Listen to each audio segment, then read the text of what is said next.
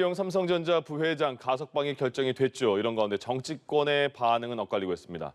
자, 대선 경쟁에 들어선 여야 후보들 간의 신경전도 점점 뜨거워지고 있습니다. 두 분과 정치권 얘기해 보겠습니다. 최민희 전 국회의원, 정태균 전 국회의원 두 분 모셨습니다. 어서 오십시오. 예, 안녕하십니까. 먼저 이재용 삼성전자 부회장 가석방 되냐 안 되냐 이런 얘기가 많았는데 가석방 결정이 됐습니다. 박범계 장관이 어제 직접 발표를 했거든요. 먼저 그 발표 내용 들어보시죠. 특히 이번 가석방에는 코로나19 장기화로 인한 국가적 경제 상황과 글로벌 경제 환경에 대한 고려 차원에서 이재용 삼성전자 부회장이 대상에 포함되었습니다.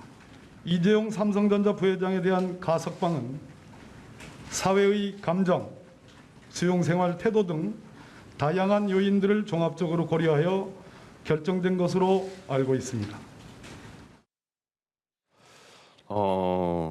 국가적 경제 상황, 글로벌 경제 환경, 사회 감정, 수용 생활 태도 등을 감안해서 가석방, 이재용 부회장 가석방 결정했다. 이 결정 어떻게 보십니까?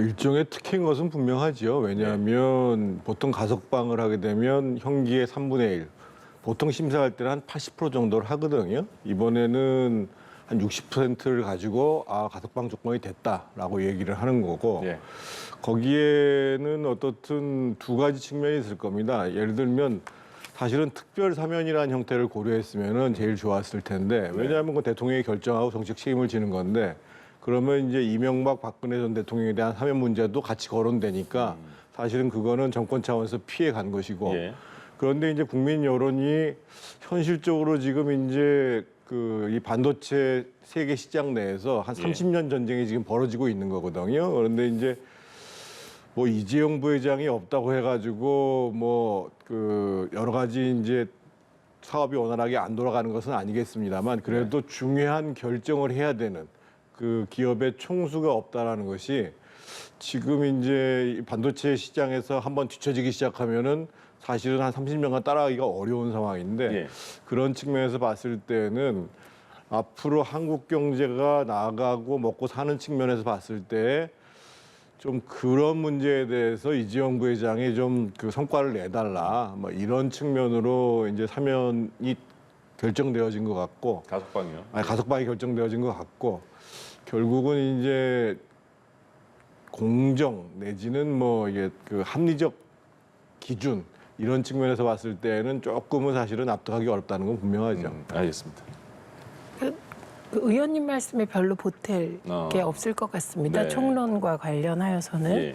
그리고 과연 이게 오너 리스크가 제거됐을 때 이 삼성이라는 거의 국민 기업적 성격의 이 기업에 긍정적일 거냐 아니면 아직은 오너 리스크는 말뿐이고 오너가 모든 걸 결정하는 그런 시스템이냐 이 판단도 있을 것 같고요.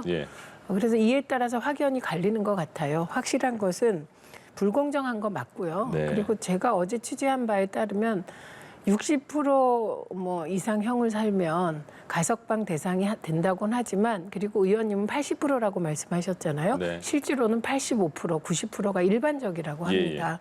이게 경제 상황을 고려해서 반도체 글로벌 경쟁력을 제고하기 위하여 이게 목표였거든요. 그게 언론의 한결같은 논조였어요. 그러니까 과연 이재용 부회장의 가석방이 이것을 이룰 수 있느냐 이 부분을 다시 따져봐야 되겠죠. 그래서 어쨌든 이재용 부회장은 다른 국민들이 누리지 못하는 특혜를 누리고 있는 겁니다. 그럼 이제 그 특혜에 대하여 어떻게 보답할지 그래서 국민들 마음속에 있는 이 불공정함 그래서 돈도 실력이냐 이런 얘기 나오는데 솔직해져야죠. 돈도 실력이죠. 그러면 실력을 보여주면 그 특혜를 줄만 했다 이렇게 되는 거고 뭐 그렇지 않으면 그건 뭐 불공정 시비가 계속 될 거라고 생각합니다. 잠깐만 정리해드리면 이재용 부회장이 2017년 2월 박영서 특검팀에 의해서 구속이 됐습니다. 그리고 2018년 2월 항소심에서 집행유예 선고받고 풀려나기까지 353일을 일단 그 복역을 했습니다. 그리고 다시 지난 1월에 파기환송심에서 징역 2년 6개월의 실형을 선고받고 법정 구속된 거죠. 재수감됐고요. 그리고 207일 만에 이번에 가석방으로 나오게 된 상황입니다. 정치권의 반응 보니까요. 민주당 대체로 존중한다. 국민의힘도 환영한다. 정의당 열린우리당은 굉장히 비판을 하고 있어요. 어떻게 평가하십니까? 지금 민주당에서는 사실은 뭐 그 앞선 주자는 아닙니다만 뭐 추미애 후보라든지 박용진 후보 같은 경우에는 굉장히 심하게 이제 비판을 하고 있는 네네. 거고 예. 정의당의 심상정 전 대표 같은 경우에도 많이 비판을 하고 있는 거고 예. 어떻든 이제 이 불공정의 문제가 제기될 수밖에 없어요. 그래서 결국은 이재용 부회장이 앞으로 실제로 국민 경제에 어떻게 이바지할 거냐. 네. 이것으로서 보답을 할 수밖에 없는 거라고 보여지거든요. 지금 뭐 분명한 것은 지금 이제 예를 들면 반도체 내에서 특히 이제 메모리 분야의 시스템 반도체를 생산하는 파운드리 공정 같은 경우에 이게 날로 커져가고 있는데 네. 실제로 이제 지금 대만의 TSMC라는 기업이 한 56% 차지하고 있는데 지금 이제 삼성은 한 10% 중반대, 18% 정도 많을 때 18%까지 가고 예. 미국에서도 마이크론이 들어와 있고 인텔에서도 뭐 그 앞으로 이제 파운드리 생산을 하겠다 이런 얘기가 나오기 때문에 여기서 이제 실제로 이 반도체의 특히 미세 공정의 경쟁 과정 속에서 성사하느냐 못하느냐. 네. 과거에 우리가 이제 삼성이 30년 전에 1위로 치고 올라와서 지금까지 이뤄왔던 이 성과들을 계속 내면서 한국 경제의 유상을 계속 올릴 것이냐 못 할 것이냐. 예. 이런 문제와 관련해서는 이제 이재용 부회장한테는 더 큰 짐이 있다고 봐야 되는 거죠. 그래서 네. 아마 이제 많은 국민들이 좀 공정하지 못하다라고 생각을 함에도 불구하고 석방을 해야 된다라는 여론이 그렇게 높았던 것은 그만큼 지금 대한민국이 앞으로 먹고 사는 문제가 중요하고 예. 그런 속에서 삼성이 좀 더 제대로 해라 이런 이제 바람이 있다고 봐야 되는 거죠. 당분간은 가석방 결정에 대해서 찬반 부당하다 뭐 그래도 좋은 결정이다 이런 논란이 있을 것 같은데 민주당 대선 후보들의 한번 평가를 볼게요. 네. 추미애, 박용진, 김두관 세 후보는 굉장히 강하게 비판을 했고요. 정세균 후보 같은 경우는 과오를 깊이 반성하고 혁신 경제에 이바지해야 한다 이렇게 평가를 했습니다. 그리고 이재명, 이낙연 후보는 직접적인 공식 언급은 없었는데 아직 그렇게 확실한 언급도 없는 것 같아요. 캠프 차원에서도요. 어떻게 평가하시죠? 그러니까 이낙연 후보께서는 보탤 말이 없다는 식이었고요. 네네. 이재명 후보는 조건부 가석방이다. 지켜보겠다. 예, 예. 그러니까 이건 지금 얘기하고 있는 거랑 같은 것이죠. 표현은 다르지만 추미애 후보는 솜털처럼 공정을 날려버렸다. 이렇게 얘기했고 박용진 후보는 가석방은 불공정하다. 예. 그리고 김두관 후보는 촛불 배신했다. 이 얘기 다 나올 수 있는 얘기라고 생각합니다. 중요한 건 이런 것을 박범계 장관은 모르냐. 네. 박범계 장관은 이런 측면을 반대하냐. 그럴 것 같지 않아요. 예. 박범계 장관도 이렇게 생각할 것 같아요. 그래서 지금 얘기하고 있는 것이 이렇게 무리를 해서 가석방을 했는데 그 가석방 이후 이재용 부회장이나 삼성이 이런 국민들의 요구에 부응하지 않는다면 네. 그건 삼성에 대한 엄청난 불신으로 예. 이어질 겁니다. 그래서 지금 당장의 미국과의 관계에서 지난번에 뭐 몇십조 미국 반도체 관련해 투자하겠다고 하지 않았습니까? 예. 그것이 이재용 부회장의 네. 그 옥중에 있음으로 해서 잘 진행이 안 되는 느낌이 있죠. 그러니까 그런 걸 포함하여 그야말로 기대치, 글로벌 반도체 경쟁력 강화를 위하여 네. 삼성이 어떤 모습을 보일 것인가에 달려 있다고 봅니다. 예. 여러 가지 뭐 분위기는 상당히 찬반이 갈리는 상황인데 국민의힘은 어쨌든 환영을 했어요. 국민의힘 후보들은요. 후보들의 평가는 다 또 이유가 있을 텐데 어떻게 보세요? 국민의 입장에서 봤을 때는 어떻든 그 국민 여론이라는 부분들을 좀 중요하게 본 거고 그리고 이제 전체적으로는 환영을 했습니다만 그 전체적으로 짚고 있는 측면은 왜 대통령이 직접 사면을 하지 그랬냐. 사실은 아까 제가 모두에도 말씀드렸습니다만 예. 보통 가석방 심사를 80% 선에서 하는데 이것도 늦춘 거잖아요. 그럼 예. 앞으로도 그러면 꼭 필요하면은 뭐 60%가 되면 사면할 거냐, 가석방 할 거냐 이런 문제가 나온단 말이에요. 오히려 대통령이 사면을 결정하면 그건 대통령의 결단인 거예요. 예. 그리고 정치적 책임은 대통령이 지는 것이고 네. 그러면 뭐 여러 가지 가석방에 따른 취업 제한이라든지 지금 사실은 해외에 나갈 때마다 법무부 장관한테 이제 나가도 됩니까?라고 그렇죠. 허락받고 나가는 예. 거잖아요. 그래서 실질적으로 석방을 시키는 게 목표였다고 한다면 네. 대통령이 분명한 정치적 책임을 질 생각을 갖고 왜 사면을 하지 못했는가 이런 문제에 대해서 국민의힘 쪽에서는 얘기 안 할 수가 없는 상황인 거고 윤석열 후보가 아주 간결하게 이제 법무부의 결정을 존중한다 이렇게 예. 얘기한 것은 아무래도 이제 본인이 사실은 이제 특검팀의 핵심으로서 네. 역할을 한 것 그런 속에서 뭐 더 이상 추가적으로 언급하기 어려운 것이 아닌가라고 생각을 하고 있는 거고요. 전반적인 국민의힘 분위기는 어떻든 지금 국민들의 먹고 사는 문제가 제일 중요하고 그런 속에서 국민들의 동의가 있다 그러면 사면이 됐으면 좋겠다 이런 판단을 한 거고 정말 아쉽게 생각하는 거는 이제는 박근혜 이명박 대통령에 대해서 그 사면을 정치적으로 결단할 시기가 된 거 아니냐라는 예. 부분들을 문재인 대통령한테 분명히 얘기를 하는 거죠. 박근혜 이명박 전 대통령 그리고 이재용 부회장의 사면에 대해서는 지금 시간이 없어서 거의 이번에는 논의되지 않는다 이런 내용이 나오던데요. 그건 뭐 논외고요. 예, 예. 그리고 지금 주제로 얘기하는 것도 적절치 않아 예. 보이고요. 우선 이재용 부회장은 범법자입니다. 네. 이건 분명해요. 이 범법자를 보통의 정상 국가 같으면 이 국정농단 과정에서 그럼 삼성의 역할이 부수적이었냐? 예. 아니라고 보는 분들도 많이 있거든요. 이 상황에서 푸는 건데 예. 저는 국민의힘 쪽의 반응을 보면 진짜 삼성공화국이다 이런 생각이 듭니다. 그래서 이건 아닌 것 같고요. 그리고 중요한 건 취업 제한 문제가 앞으로 네. 또 이슈가 될 텐데 이것 역시 삼성이 가석방 이후 어떤 태도를 보이느냐에 달려 있다고 생각합니다. 예. 그리고 문재인 대통령의 스타일상 이런 문제를 결정할 때 여러 가지 측면을 고려 안 하시는 스타일도 결코 아니고요. 예. 예. 먼 훗날 우리가 영화에서 보듯이 이때 어떤 일이 있었다가 나올 만한 일도 있지 않을까 저는 추측해 봅니다. 예. 그래서 지금 대한민국이 어렵지 않습니까? 백신 수급과 관련하여서도 이런저런 어려운 문제에 봉착해 있고 예. 그리고 반도체 경쟁력과 관련하여서도 미국과의 관계에서 풀어야 될 것도 있고 네. 또 일본과의 관계에서도 풀어야 될 것이 있지 않습니까? 근데 세계 경제나 특히 한국 경제에서 재벌 그리고 재벌 체제가 해체하는 과정의 삼성 이 삼성의 위치라는 것이 모든 것이 다 공개되어서 논의할 만하지 않을 수도 있을 거다. 네. 이런 측면에서 저는 뭐 이재명 후보가 얘기한 이건 조건부 가석방이다. 그리고 정세균 후보가 얘기한 예. 이제 정말 반성하고 총력을 다하라는 저런 지적을 삼성과 이재용 부회장이 예. 깊이 생각해 봐야 한다고 봅니다. 알겠습니다. 한 아직 말씀을 좀 드려야 되겠는데요. 네네. 예. 뭐 국민의힘이 이번 결정에 대해서 긍정적인 얘기를 했다고 해가지고 마치 삼성 편을 들고 삼성공화국이다 얘기하시는 거는 실제로는 아까 앵커께서 이번 재판 과정을 설명했지만 네.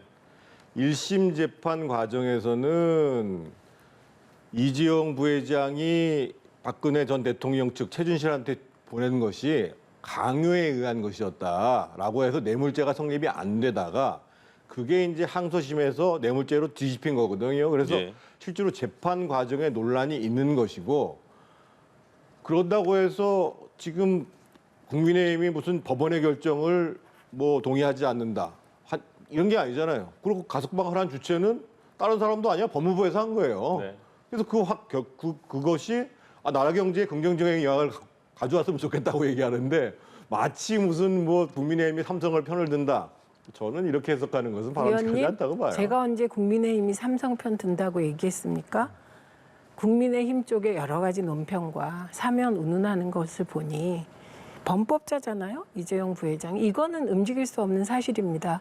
그리고 1심 판결과 2심 판결이 달랐죠. 그런데 최종적으로 대법원에서 확정된 거 아닙니까, 네. 이거?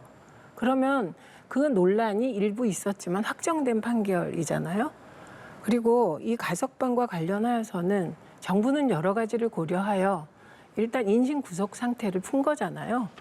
그렇게 풀어주면 또 다른 요구가 들어오는 거예요. 예. 그러면 대통령은 왜 사면 안 했냐? 거기에 더 나아가서 박근혜, 이명박 사면은 왜 안 하냐? 저는 이런 것이 그걸 종합적으로 제가 느낌이 정말 대한민국은 삼성공화국이라는 느낌을 받았다는 겁니다. 그러니까 제가 이런 느낌을 받은 거에 대해서까지 해명할 필요는 없을 것 같고요. 네. 국민의힘이 삼성 편이라고는 절대 생각하지 않습니다. 알겠습니다. 확실하게 뭐 말씀해 주셨고요. 지금 이재용 부회장 가석방은 됐습니다만은 또 남아 있는 건요. 경영권 불법 승계 의혹에 대해서 재판 중이고요. 성형외과에서 프로포폴을 상습 투여한 혐의도 재판 진행 중, 수사 진행 중입니다. 예. 어쨌든 두 분의 공통된 의견은 지금 이제부터의 이재용 부회장의 행동, 모습 그리고 실적을 지켜봐야겠다 이런 말씀해 주셨습니다. 다음 얘기를 해보죠. 자, 아까 앞서 보신 것처럼 송영길 대표가 민주당 대표가 된 지 이제 100일이 됐습니다. 그래서 이제 다 요새 코로나 시대이기 때문에 기자들 거의 없이 소회를 밝히는 그런 상황 됐거든요. 민주당에서 송영길 대표 취임 100일은 뭐 어떤 큰 의미가 있습니까? 우선 지지율이 일부 역전된 여론조사도 네. 있습니다. 그렇기 때문에 송영길 대표는 지금은 상한가를 치고 있는 그래요? 대표입니다. 그리고 지금 국민의힘이 예. 대표와 유력 후보가 갈등 중이지 않습니까? 네. 근데 일단은 민주당엔 그런 건 안 보여요. 예. 그리고 무엇보다 과거에 송영길 대표랑 홍영표 후보랑 네. 그리고 우원식 후보가 예. 다퉜을 때 호불호에 따라 저도 마음이 있지만 네. 송영길 대표가 된 것이 오늘의 결과를 낳았다고 생각합니다. 긍정적인 결과를. 이유는 예를 들면 되게 본인은 억울할 테고 준비된 분인데 홍영표 후보가 대표가 됐다면 아마도 민주당은 지금까지 이 단어에서 못 벗어났을 것 같습니다. 어떤 친문 패권. 원내대표도 친문, 대표도 친문, 대통령께서 계시고 예. 그런데 그 단어를 사라지게 한 것이 송영길 후보의 당선이었거든요. 그리고 그 이후에 여러 가지 민감한 부분들, 특히 예. 가장 민감했던 것은 민주당의 지나치다 싶은 극성 지지자들, 저도 그분들 동의하지 않습니다. 네네. 그분들에게는 독특한 별명까지 붙어 있어요. 예. 그런 분들을 향해서도 대선 승리를 위해서 참아달라고 메시지를 보낸 부분은 저건 정치인으로서는 굉장히 리스크가 큰 행동까지 하면서 예. 그러니까 중도로 오기 위해서 매우 애쓴 대표라고 봅니다. 그래서 네. 지금까지는 그냥 보통은 이럴 때 무난하다 이렇게 얘기하잖아요. 예. 그거를 넘어서 지지율을 역전시킨 일부 그런 대표로 일단은 긍정평가를 받아 마땅한 것 같습니다. 알겠습니다. 송영길 대표가 대표 도전 한 3수인가요? 이렇게 하지 않았습니까? 그렇죠. 세 번째 그래서, 됐죠. 예, 어렵게 된 다음에 100일 동안에 지금 민주당의 모습 어떻게 뭐 바뀌었다고 보십니까? 그 전과? 논란은 있죠. 예를 네. 들면 지금 반 이재명 후보 측에서 보면 이심송심 뭐 이재명의 마음과 송영길의 마음이 같은 거 아니냐라고 하면서 이제 편파 시비가 붙는데 어떻든 네. 지금 우리 최민희 의원 말씀하셨던 것처럼 대표 취임이라는 게 4월 7일 재보궐선거에 완패를 한 다음에 취임을 했고 네. 그래서 그 부분들을 지금 수습해 나가기 시작한 거거든요. 예. 그래서 일정 정도 지지율도 뭐 역전을 했다가 뒤지기도 하지만 어떻든 상승하는 효과가 있었고 또 한 가지는 이제 큰 바람이 있었죠. 하나는 국민의힘에서 예상하지 못했던 이준석 대표 시대가 출범을 한 거예요. 네. 그러니까 정치권의 큰 변화의 바람이라는 것이 현실화됐는데 거기에 맞선 사실은 이제 여당 당대표여서 부담이 상당히 적지 않았죠. 네네. 그럼에도 불구하고 실제로 이제 뭐 이준석 대표가 각광받는 거에 연연하지 않으면서 나름대로 당을 안정화시켜 나가는 예. 이런 과정이 있었고 또 한 가지는 물론 이제 그 원내대표의 소관이긴 합니다만 사실은 그동안 국회 정상화 문제가 계속 교착 상태에 있었다가 지금 법사위를 지금 전반기 후반기 나눠가는 형태로 그래서 일정 정도는 집권당으로서의 좀 더 뭔가 달라진 모습 이런 모습에 이제 성공하게 된 거죠. 그래서 지금은 이제 안착을 했다고 봐야 됩니다. 예. 문제는 국민들이 여전히 문재인 정부에 대해서 정권 교체가 필요하다는 여론이 높게 있는 것이거든요. 이 부분들을 당이 만회할 수 있는가 없는가, 이것을 주도할 수 있는가 없는가, 예. 여기에서 이제 대표로서의 능력을 평가받을 겁니다. 알겠습니다. 민주당 대선 경선 후보 얘기로 가볼까요? 지금 1, 2위 간의 공방은 굉장히 뜨거웠는데 이재명 후보가 주말에 긴급 기자회견을 열었습니다. 네거티브 나는 이제부터 어떠한 네거티브 중단하겠다. 이낙연 후보 늦었지만 환영한다. 내가 7월 달에 했던 말이지만 받아들인 걸로 알겠다. 그리고 같이 미래를 위해서 얘기를 하자. 이렇게 얘기를 했어요. 근데 그날 바로 얼마 저녁인가요? 캠프에서는 또 이렇게 캠프끼리는 굉장히 설전이 오갔거든요. 이 분위기는 일단 일단하게 된 겁니까? 일단락이 되겠습니까? 안 되죠. 예, 대선 경선 과정은 특히 지금 좀 말씀하신 정권 교체를 원하는 국민들의 프로테이지와 좀 예. 아까 송영길 대표가 얘기하는데 정권 재창출을 바라는 그 프로테이지, 그 마음이 굉장히 폭이 컸는데 줄어들었다. 이 말은 뭐냐면 예. 민주당 경선에서 이겼을 경우 대권을 잡을 가능성이 높아졌다. 이것의 다른 표현이거든요. 그러니까 당연히 경선은 더 치열해지겠죠. 예. 그리고 네거티브 안 하겠다는 게 과연 근본적인 휴전이 되겠습니까? 다만 지나치지 않게 하겠다. 예. 이 정도로 받아들이면 될 것 같고요. 그리고 이게 이낙연 후보의 입장에서는 지금 상승세가 약간 주춤한 상황입니다. 예. 그런 상황이면 네거티브 안 할 수 없어요. 네. 예, 그리고 이 네거티브라는 게 도를 넘으면 문제가 되겠지만 예. 지지자들의 눈살을 찌푸리지 않는 범위의 후보 검증이다. 지금 이렇게 되고 있거든요. 네거티브 안 하겠다. 그래도 검증은 하자. 지금 이렇게 되고 있는 거거든요. 이건 너무 당연한 거고 이재명 후보가 네거티브 안 하겠다고 한 것은 지난 주말을 통하여 드러난 여론의 흐름에 힘입은 것으로 봅니다. 왜냐하면 일부 여론조사에서 네. 민주당 지지층 쪽에서 50% 이상의 지지를 받는 그 흐름 속에 1위 후보의 위험을 보인 것이죠.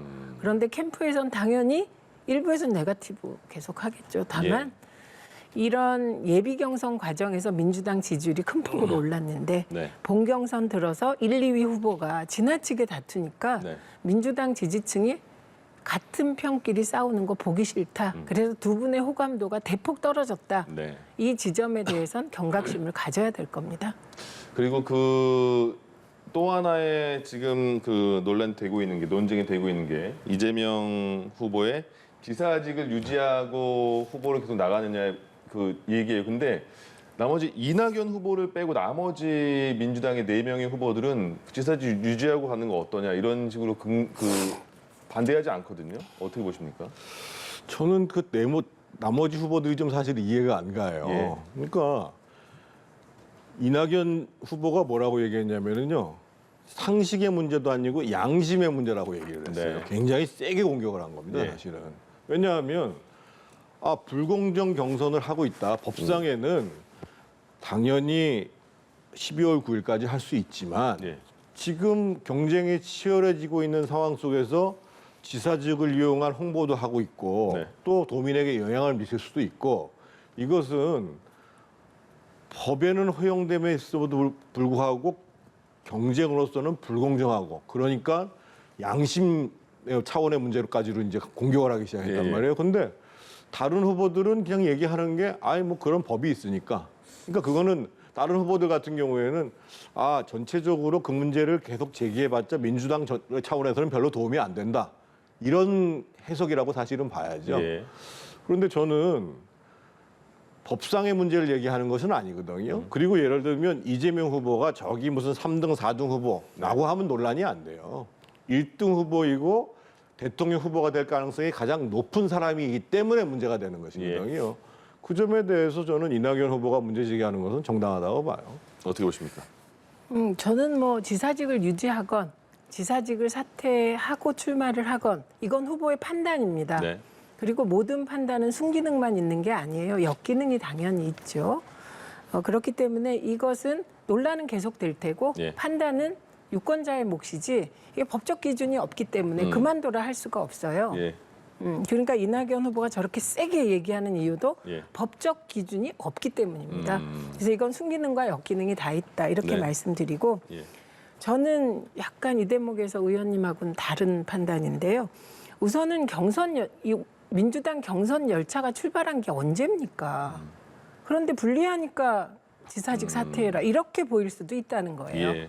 다른 후보들이. 네. 그렇기 때문에 이런 기준은 민주당에서 애초에 정했어야 되는 거예요. 지사직은 사퇴한다. 국회의원직도 사퇴한다. 뭐 이렇게. 네. 예, 그래서 경선 열차가 출발한 지 오래 지나고 이낙연 후보가 막 지지율이 가파를 때는 말씀 안 하시다가 네. 지지율 상승세가 꺾이니까 저렇게 세게 나오시는 것도 또 다른 판단도 있을 수 있다. 알겠습니다. 그러나 이 논란은 계속될 것 같고요. 네. 저는 김두관 후보의 말이 아주 인상적이었어요. 2012년 문재인 후보 패배의 한 요인이 김두관 후보의 지사직 사퇴였다고 민주당에서 분석을 했습니다. 많은 분들이. 네. 그 얘기를 하면서 그럼 뭐냐 이건. 예. 그리고 박용진 후보는 그런 식이라면 국회의원직도 사퇴하는 게 마땅하다 이렇게 나오거든요. 근데 이 논란에서 가장 중요한 건 이런 게 아닙니다. 지사직 사퇴를 공식적으로 던진 사람이 민주당 선관위원장이라는 게 핵심입니다. 이상민 위원장이요? 네, 그래서 예. 민주당이 왜 그 이상민 위원장의 불공정한 태도에 대해서 네. 침묵하는지가 오히려 더 의아한 시점이거든요. 음. 근데 이상민 위원장이 그것도 라디오에 나와서 예. 지사직 사퇴하고 마음이 콩밭에 있다. 이거 완전 1위 후보 디스를 세게 하신 건데 이재명 후보 캠프 쪽도 조용하고 예. 그리고 민주당에서도 이 문제가 저는 핵심인데 불공정 경선 왜 조용한지 알 길이 없습니다. 알겠습니다.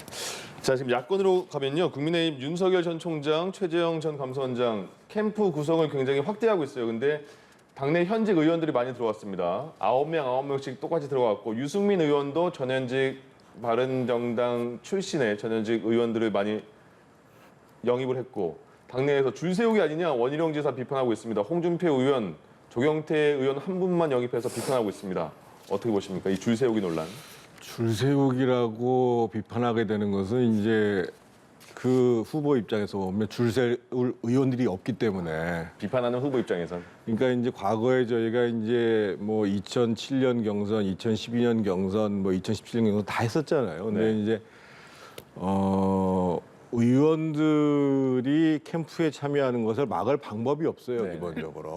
그리고 이제 경선 과정이라는 것 자체가 일종의 이제 국민들 지지도도 확인을 하지만 당내의 세라는 게 중요하게 영향을 미치거든요. 예. 그래서 아마 경선이 이제 본격 시작되면 캠프로 이동하는 날 어느 뭐 캠프에 직접 가서 무슨 일을 맡건 안 맡건 내가 어느 후보를 지지한다라고 하는 부분들은 더 많이 나올 거고요. 네. 지금 민주당 같은 경우가 대표적으로 지금 현역 의원들이 뭐 이재명, 이낙연 후보 진영에 거의 다 대변인 뭐 다 본부장 다 맡고 있잖아요. 그래서 예. 그거를 사실은 탓할 수는 없고 근데 네. 문제는 그렇게 의원들이 많이 참여한다고 해서 캠프가 제대로 돌아가느냐. 예를 들면 2007년도에 박근혜, 이명박 후보가 경선을 했을 때 사실은 의원 숫자나 지구당 위원장 숫자로 보면 박근혜 후보가 훨씬 많았죠. 예. 그럼에도 불구하고 실제로 캠프가 후보를 보좌해서 경선을 끌고 가는 역량으로 따지면 이명박 후보가 훨씬 뛰어났거든요. 그러니까 의원 숫자가 많이 참여하는 문제하고는 별개로 캠프를 얼만큼 역량 있게 제대로 일할 사람으로 꾸리고 일할 구조를 만들어 가지고 예. 후보가 여러 가지 부족한 부분들을 메꿔 가느냐 이게 사실은 경선에 있어서 더 성패를 좌우한다고 봐야 됩니다. 예, 알겠습니다. 여기까지 드려야겠네요. 자, 지금까지 최민희, 정태근 두 전 국회의원과 함께했습니다. 고맙습니다. 예.